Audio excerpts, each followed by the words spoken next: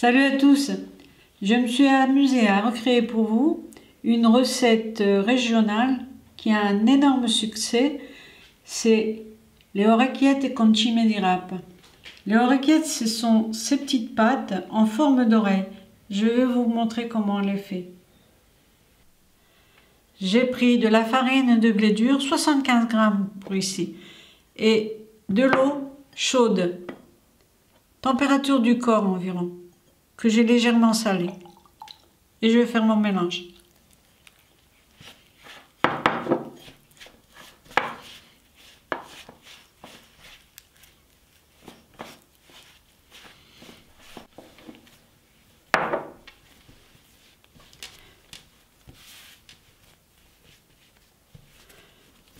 Je vais travailler la pâte quelques minutes.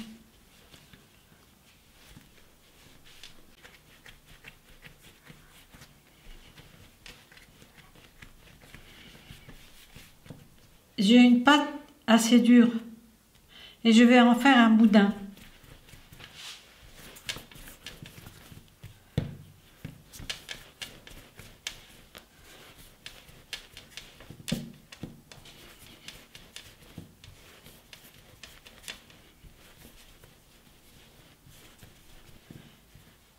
Puis une espèce de cordelette comme ceci, de cette épaisseur.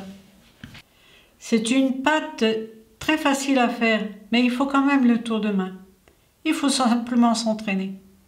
Alors, voici le résultat qu'on devrait avoir.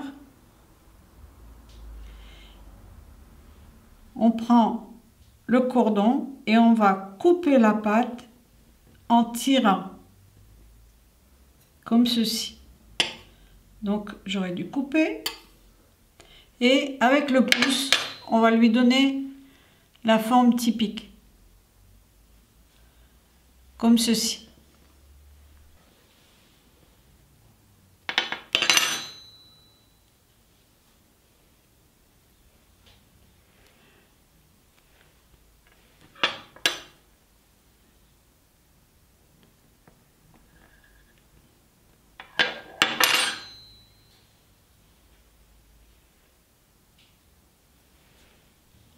La caractéristique de cette pâte est qu'elle a des aspects irréguliers. Et ça va accrocher la sauce. Une fois que ma pâte est prête, je vais aller simplement cueillir ce qui va me servir pour l'assaisonnement. Donc les pousses d'une rave. Les pousses et les bourgeons.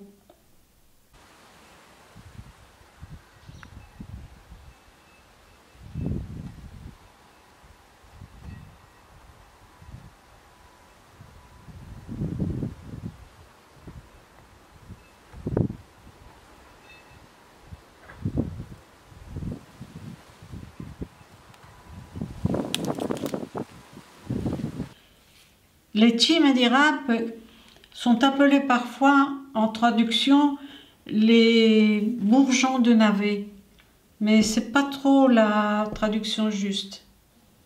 Vous allez aussi les retrouver parfois sous le nom de grelots en France. C'est une plante qu'on trouve à l'état sauvage.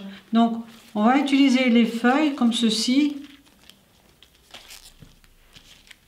Une fois lavées, on va les mettre dans l'eau de cuisson des pâtes. À défaut de cime di rapa, vous pourriez peut-être utiliser des feuilles de brocoli, des jets de brocoli comme ceci, ou du chou.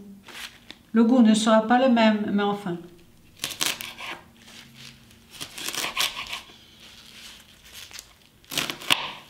Alors.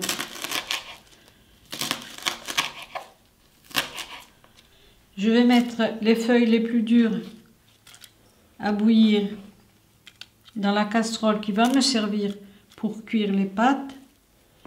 Dans une poêle, je vais mettre de l'huile d'olive.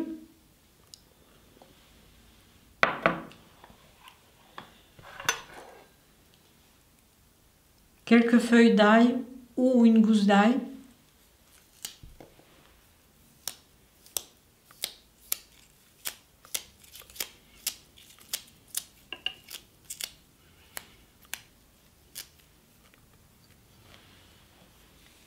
je vais mettre du piment,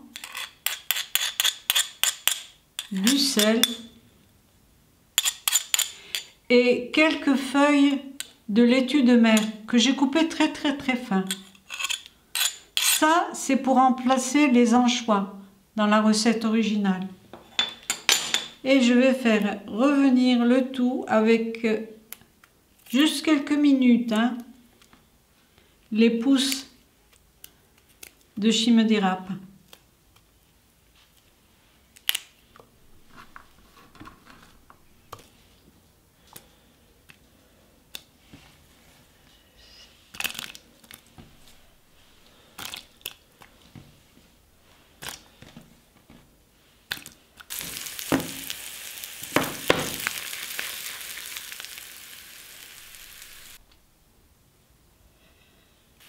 Et voilà, il ne reste plus qu'à assaisonner. Il n'y a rien à faire. Ce qui fait la richesse d'un aliment, c'est vraiment sa fraîcheur. Ce plat est d'une simplicité, mais en même temps, il est vraiment génial. Voilà, je le garnis avec une petite fleur. Et ça, c'est la partie qui fait les graines. Merci de m'aider pour mon projet sur Tipeee. À bientôt!